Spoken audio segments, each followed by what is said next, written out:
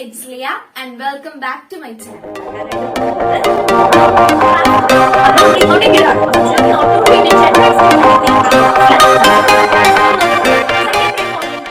SSLC Chemistry third lesson Electromagnetic Induction in the chapter we will class discuss this chapter first part. Now we will class on the first page of your textbook, some electrical equipments are given. We use battery in those electrical equipments. നമ്മുടെ ടെക്സ്റ്റ്ബുക്കിലെ first പേജിൽ തന്നെ കുറച്ച് electrical equipments തന്നിട്ടുണ്ട് അല്ലെ. നമുക്കറിയാം electrical എക്യുപ്മെന്റ്സിനെ എല്ലാം നമുക്ക് battery ഉപയോഗിച്ച് വർക്ക് ചെയ്യാനായിട്ട് സാധിക്കും. So what changes is taken in this equipment? Yes, chemical energy is converted into electrical energy. ഈ എക്യുപ്മെന്റ്സിലെല്ലാം തന്നെ നമ്മൾ ബാറ്ററി യൂസ് ചെയ്യുന്ന ഓരോ എക്യുപ്മെന്റ്സിലും കെമിക്കൽ എനർജിനെ ഇലക്ട്രിക്കൽ എനർജിയിലേക്ക് കൺവേർട്ട് ചെയ്യാണ് ചെയ്യുന്നത് അല്ലെ. പക്ഷേ rusting of iron is an example of chemical reaction. അയണിനൊക്കെ തുരുമ്പ് പിടിക്കുക എന്ന് പറയുന്നത് കെമിക്കൽ റിയാക്ഷനുടെ എക്സാമ്പിൾ ആണ്. We use metals on some cells. ചില സെൽസിൽ നമ്മൾ മെറ്റൽസ് യൂസ് ചെയ്യാറുണ്ട്. ഇത് എന്താണ് ഇങ്ങനെ യൂസ് ചെയ്യുന്നതിന്റെ കാരണം എന്ന് പറയുന്നത്? Some metals reacts vigorously in chemical reaction, whereas some other metals react sluggishly. ചില മെറ്റൽസ് പെട്ടെന്ന് കയറി റിയാക്ട് ചെയ്യും. ഫോർ എക്സാമ്പിൾ സോഡിയം വാട്ടർ ആയിട്ട് ഇട്ട് കഴിഞ്ഞാൽ പെട്ടെന്ന് റിയാക്ഷൻ സംഭവിക്കും. പക്ഷെ ചില മെറ്റൽസ് വളരെ പതുക്കെ അല്ലെങ്കിൽ റിയാക്ഷൻ തന്നെ അവിടെ നടക്കത്തില്ല. അപ്പൊ in this chapter we are going to discuss about the different reactivity series of metals. ഓരോ മെറ്റൽസിന്റെ പലതരത്തിലുള്ള റിയാക്ടിവിറ്റി സീരീസ് ആണ് ഓരോ മെറ്റൽസിനും ഉള്ളത്. അപ്പൊ ഈ മെറ്റൽസിന്റെ എല്ലാം റിയാക്ടിവിറ്റി സീരീസിനെ പറ്റിയാണ് ഈ ചാപ്റ്ററിൽ നമ്മൾ ഡിസ്കസ് ചെയ്യാനായിട്ട് പോകുന്നത്. അപ്പൊ ആദ്യം തന്നെ ഈ reactivity series and electro chemistry എന്ന ചാപ്റ്ററിൽ നമുക്കൊരു എക്സ്പെരിമെന്റ് ആണ് പഠിക്കാനായിട്ടുള്ളത്. 3 beakers having the same quantity of water was taken. 3 ഒരേ ക്വാണ്ടിറ്റിയിൽ വെള്ളമുള്ള 3 ബീക്കറുകൾ എടുത്തിട്ടുണ്ട്. ഒരെണ്ണത്തിൽ ആദ്യത്തേല് സോഡിയത്തിന്റെ ഒരു തുള്ളി ഒഴിച്ചു, രണ്ടാമത്തേല് മഗ്നീഷ്യത്തിന്റെ ഒരു തുള്ളി ഒഴിച്ചു, ആൻഡ് ദ ലാസ്റ്റ് ബീക്കറിൽ കോപ്പറിന്റെ ഒരു തുള്ളി ഒഴിച്ചു. Among these 3 metals, which metal reacts vigorously? അപ്പൊ നമ്മൾ ഇതിനകത്ത് സോഡിയം വെച്ചു, ഇതിനകത്ത് മഗ്നീഷ്യം, ഇതിനകത്ത് കോപ്പർ.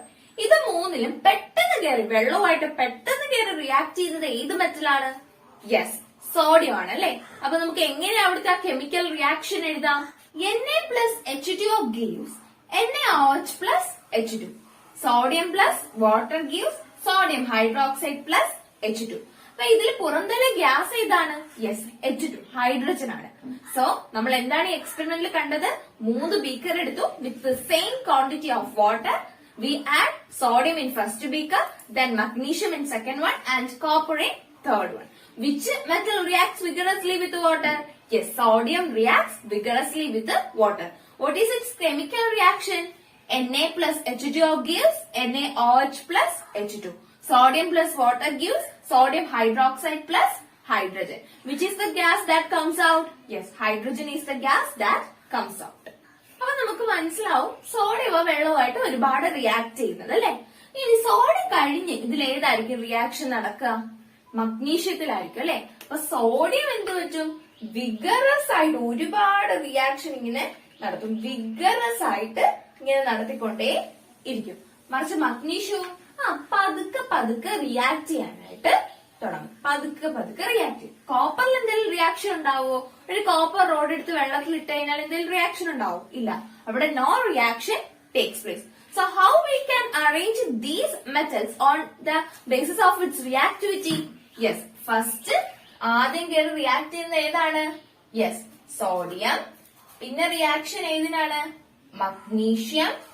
പിന്നെ ഏറ്റവും കുറഞ്ഞ റിയാക്ഷനെ നടക്കില്ല അവിടെ, അത് ഏതാണ്? Copper. So how we can arrange these metals on the basis of its reactivity? First one sodium, then second one magnesium, and the last one where no reaction takes place is copper. അപ്പം നമ്മൾ നേരത്തെ കണ്ട എക്സ്പെരിമെന്റിൽ പഠിച്ച എന്താണ്? Reaction of metals with water. ചില metals വാട്ടറുമായിട്ട് react ചെയ്യുന്നതിനെ പറ്റിയാണ് നമ്മൾ ആദ്യത്തെ എക്സ്പെരിമെന്റിൽ പഠിച്ചത്. ഇനി നമ്മള് ഒരു ഫ്രഷ് ആയിട്ടുള്ള സോഡിയം എടുത്തിട്ട് അതിനെ ഒന്ന് കട്ട് ചെയ്യാം. അതിന്റെ ആ ഫ്രഷ് സർഫസിൽ കട്ട് ചെയ്ത ഫ്രഷ് സർഫസിൽ ഒരു തിളക്കം നമുക്ക് കാണാനായിട്ട് സാധിക്കും. പക്ഷെ നമ്മൾ കുറച്ചു നേരോട് അതിനകത്തോട് നോക്കിയിരുന്നതിൽ എന്ത് സംഭവിക്കും? Yes, it's shining surface fades. ആ ഷൈൻ ചെയ്തോണ്ടിരുന്ന പാട്ട് പതിയെ പതിയെ ഫെയ്ഡ് ആവുന്നത് നമുക്ക് കാണാൻ സാധിക്കും. എന്തുകൊണ്ടാണ് ഇത് സംഭവിക്കുന്നത്? Yes, sodium reacts with oxygen, air or moisture on the surface of the air and fades its shining. Sodium എന്ത് പറ്റും? ഓക്സിജൻ ആയിട്ടും എയറിലുള്ള മറ്റ് സബ്സ്റ്റൻസുമായിട്ടൊക്കെ റിയാക്ട് ചെയ്ത് അതിന്റെ ആ ഷൈനിങ് സർഫസ് കുറഞ്ഞു കുറഞ്ഞ് ഫെയ്ഡ് ആയിക്കൊണ്ടേയിരിക്കും. ഫെയ്ഡ് ആയിപ്പോവും, പെട്ടെന്ന് തന്നെ ഫെയ്ഡ് ആയിപ്പോവും. പക്ഷേ നമ്മൾ മഗ്നീഷ്യം റിബൺ കട്ട് ചെയ്ത് വെച്ച് കഴിഞ്ഞാലോ 2-3 ദിവസം കഴിയുമ്പോഴത്തേക്ക് എന്ത് സംഭവിക്കും? അതിന്റെയും ആ ഷൈനിങ് സർഫസ് അതിന്റെ ഷൈനിങ് ചെറുതായിട്ട് കുറയുന്നതായിട്ട് നമുക്ക് കാണാൻ സാധിക്കും. So what is its chemical reaction? Yes, magnesium ഓക്സിജനുമായിട്ട് റിയാക്ട് ചെയ്ത് മഗ്നീഷ്യം ഓക്സൈഡ് ഫോം ചെയ്യും. ഇതാണ് അവിടെ നടക്കുന്ന കെമിക്കൽ റിയാക്ഷൻ എന്ന് പറയുന്നത്. ഇനി നമ്മുടെ ടെക്സ്റ്റ് ബുക്കിൽ തന്നെ മറ്റൊരു ക്വസ്റ്റ്യൻ ചോദിച്ചിട്ടുണ്ട്. Which metal among magnesium, copper, gold, sodium and aluminium loses its luster at a faster rate? പെട്ടെന്ന് തന്നെ അതിന്റെ ആ ഷൈനിങ് അപ്പിയറൻസ് നഷ്ടപ്പെടുന്നത് ഈ തന്നിരിക്കുന്നവയിൽ ഏതിനാണ്? യെസ്, സോഡിയത്തിനാണ് അല്ലെ. സോഡിയം നമ്മൾ കട്ട് ചെയ്ത് വെച്ച് ഇച്ചിരി കഴിയുമ്പോൾ തന്നെ അതിന്റെ ആ ഷൈനിങ് സർഫസ് അങ്ങ് ഇല്ലാതാവുന്നത് നമുക്ക് കാണാനായിട്ട് സാധിക്കും. അങ്ങനെയാണെങ്കിൽ ഈ ലിസ്റ്റിൽ തന്നിരിക്കുന്നത് നമുക്ക് എങ്ങനെ റിയാക്ടിവിറ്റി സീരീസ് അനുസരിച്ച് എഴുതാം? യെസ്, ഫസ്റ്റ് വൺ സോഡിയം, പിന്നെ എന്താണ് തന്നിരിക്കുന്നത്? Magnesium, aluminium, copper and gold. ഗോൾഡിന് എത്ര കാലം നമ്മൾ ഗോൾഡ് ആഭരണങ്ങളെ എത്ര കാലം നിന്നാലും അതിന്റെ തിളക്കം നഷ്ടപ്പെടത്തില്ല അല്ലെ. അപ്പൊ ഏറ്റവും കൂടുതൽ റിയാക്ടിവിറ്റി കുറവുള്ളത്, എയറിൽ റിയാക്ടിവിറ്റി കുറവുള്ളത് ഏതിനാണ്? ഗോൾഡിനാണ്. പക്ഷെ ആക്ടിവിറ്റി കൂടുതലുള്ളത് ഏതിനാണ്? സോഡിയത്തിനാണ്. സോ അപ്പൊ നമുക്ക് ഈ മെറ്റലിൽ എങ്ങനെ അതിന്റെ റിയാക്ടിവിറ്റി അനുസരിച്ച് എഴുതാനായിട്ട് സാധിക്കും? Yes, sodium, magnesium, aluminium, copper and last one gold. ഇങ്ങനെയായിരിക്കും അതിന്റെ എയറിലുള്ള റിയാക്ടിവിറ്റി. എങ്ങനെയാണ് മെറ്റൽസ് എയറിൽ റിയാക്ട് ചെയ്യുന്നതെന്ന് നമുക്ക് മനസ്സിലായി.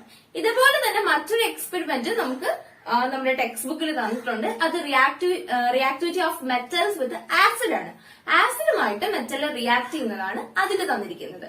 അപ്പൊ നിങ്ങൾ നോക്കിക്കേ, അതിനകത്ത് തന്നെ ഫിഗർ കാണുമ്പോൾ തന്നെ മനസ്സിലാവും ഏതാണ് ആദ്യം റിയാക്ട് ചെയ്യുന്നത്, പിന്നെ ഏതാണെന്ന് അങ്ങനെ മനസ്സിലാക്കാൻ സാധിക്കും. സോ ഏതാണ് ആദ്യം റിയാക്ട് ചെയ്യുന്നത്?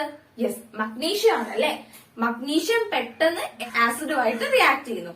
അത് കഴിഞ്ഞോ? സിങ്ക് ആണ്. അത് കഴിഞ്ഞ് അയൺ, അത് കഴിഞ്ഞ് lead and the last one where no reaction takes place is copper ആണ്.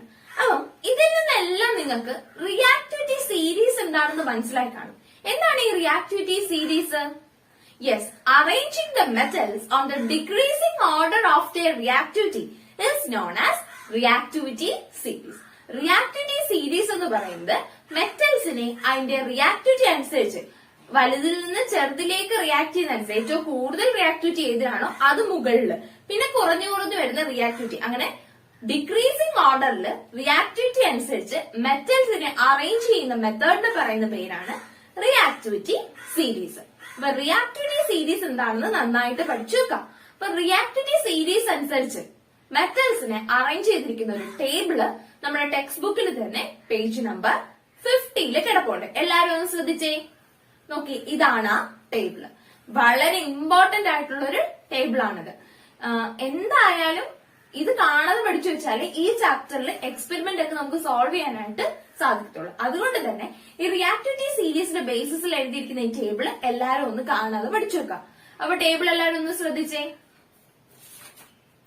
ഏറ്റവും കൂടുതൽ റിയാക്ഷൻ ഉള്ളത് ഏതിനാണ്? യെസ്, പൊട്ടാഷ്യം, പിന്നെ sodium, calcium, magnesium, aluminium, zinc, iron, nickel, tin, lead. അത് കഴിഞ്ഞ് ഹൈഡ്രജൻ ആണ് തന്നിരിക്കുന്നത് അല്ലെ. ഹൈഡ്രജൻ എന്തിനാണ് തന്നിരിക്കുന്നത്?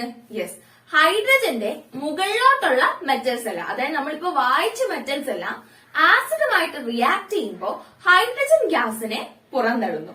പക്ഷെ ഹൈഡ്രജന് തന്നിരിക്കുന്നതിന് താഴെ നൽകിയിരിക്കുന്ന 3 മെറ്റൽസ് ഏതെല്ലാമാണത്? Copper, silver and gold.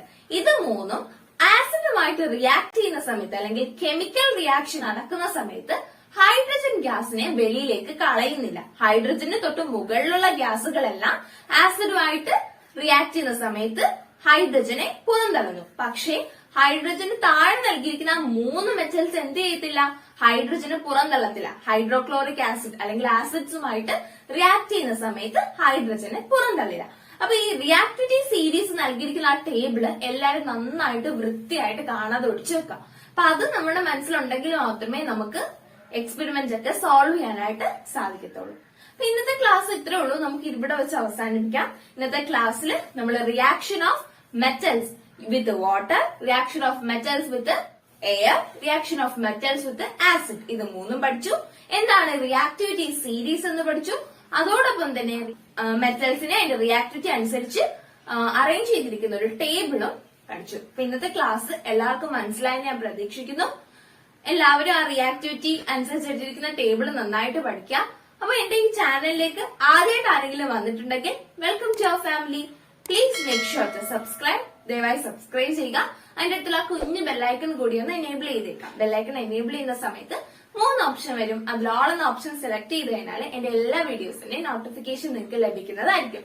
നമ്മുടെ ഈ പ്യോർ നോളജ് എന്ന യൂട്യൂബ് ചാനലില് കെമിസ്ട്രി ക്ലാസ്സസിനോടൊപ്പം തന്നെ ഫിസിക്സിന്റെ ക്ലാസ്സസും ഇടുന്നുണ്ട്. അപ്പൊ അത് കാണാൻ താല്പര്യമുള്ളവർക്കായിട്ട് ലിങ്ക് ഞാൻ മുകളിൽ കാർട്ടിലും താഴെ ഡിസ്ക്രിപ്ഷൻ ബോക്സിലും കൊടുത്തേക്കാം. നിങ്ങൾക്ക് കയറി കാണാവുന്നതാണ്.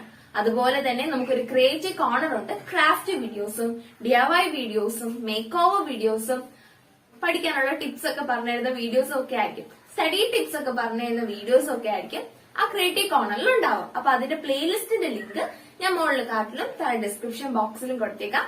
അത് കാണാൻ താല്പര്യമുള്ളവർക്ക് അതും കയറി കാണാവുന്നതാണ്.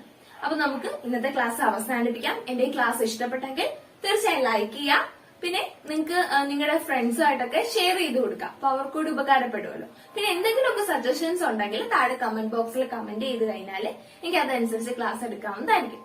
അപ്പൊ നമുക്ക് മറ്റൊരു പാട്ടുമായിട്ട് വരും ദിവസങ്ങളിൽ കാണുന്നത് വരെ എല്ലാവർക്കും നന്ദി, നമസ്കാരം.